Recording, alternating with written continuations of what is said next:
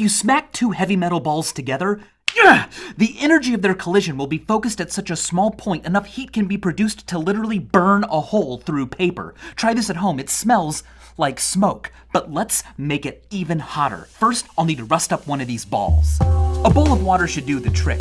10 days later, that's a rusty meatball. We'll wrap the other ball in aluminum foil, turn down the lights, put on some ear and eye protection, and start whacking until this happens. Did you see that? That is molten slag at more than 4,500 degrees Fahrenheit. Now that didn't happen because I'm so strong, even though I am. Normally, if you pound a paper between two pieces of steel, you just get flat paper. But something amazing happens when you take two spherical steel balls and hit them together. That sound you're hearing is actually a mini sonic boom. Whoa, you even get sparks. It actually creates a shock wave that explodes the paper and burns the edges. If you hit it against aluminum foil, you can see the shock waves. Okay, look at this pattern here. Let me zoom in on it and show you what I mean. It's really cool. They're like these perfect circles of waves coming out of the center. Indium is a really cool metal. If you touch indium and gallium metals together, it forms an alloy that actually has a lower melting point than either of the metals individually. See it melt? This is a similar alloy that's used in thermometers, the ones that look like they're mercury, but they're not.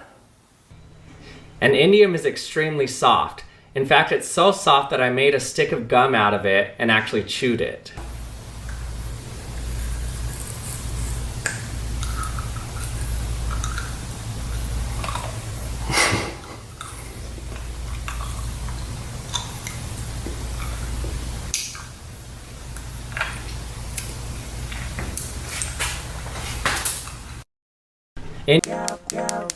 This is indium, the only element in the universe that is safe and soft enough to chew like bubblegum. I've had this lump of indium for years, but I've never taken a bite out of it, until now.